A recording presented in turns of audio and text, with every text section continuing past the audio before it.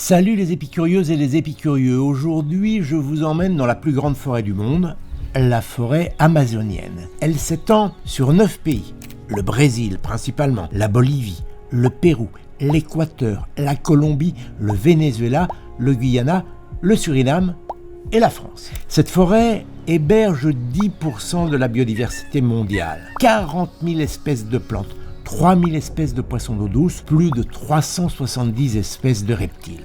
Malheureusement, elle recule, grignotée année après année par la déforestation.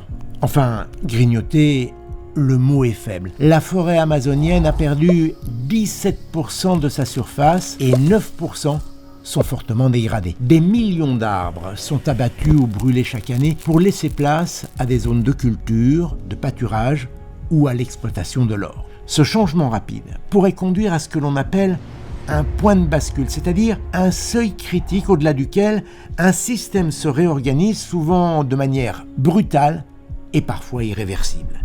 C'est l'alerte lancée par le WWF dans son dernier rapport Planète vivante.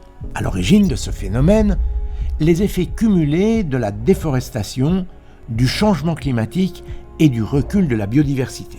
Arrêtons-nous un instant sur ce point.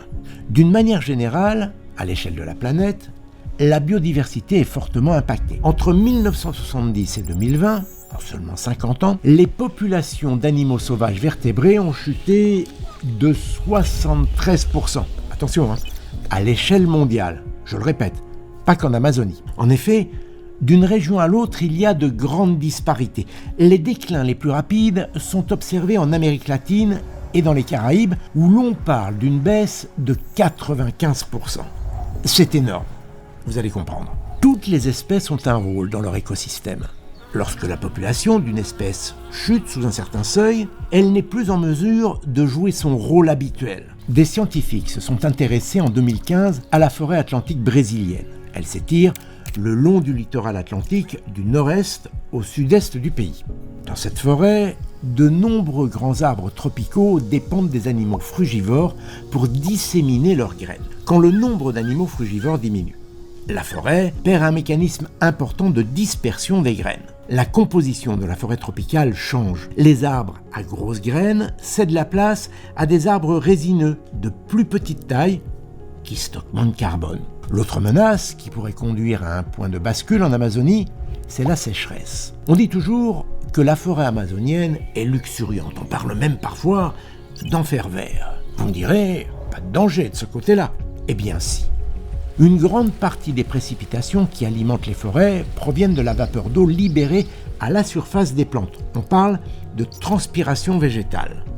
La déforestation entraîne mathématiquement une réduction de la transpiration, donc une diminution des précipitations. Les sols sont plus arides, les sécheresses plus régulières et plus importantes, entraînant à leur tour des feux de forêt. Les scientifiques estiment que d'ici 2050, une grande partie de la forêt amazonienne sera exposée à des perturbations simultanées telles que la hausse des températures, les sécheresses extrêmes, c'est déjà le cas en Guyane et dans l'état brésilien de l'Amapá par exemple, la déforestation et les incendies. Un point de bascule pourrait être atteint si la forêt tropicale ne parvient plus à s'adapter à ces conditions environnementales. Des scientifiques craignent déjà que la forêt se transforme en savane. Ce scénario noir pourrait devenir réalité lorsque 20% de la forêt auront disparu. Le risque qui plane sur la forêt amazonienne n'est qu'un exemple parmi tant d'autres. Mais le rapport Planète vivante du WWF se veut aussi optimiste en rappelant que dans de nombreux endroits, les points de bascule peuvent encore être évités. Encore faut-il prendre conscience de l'urgence.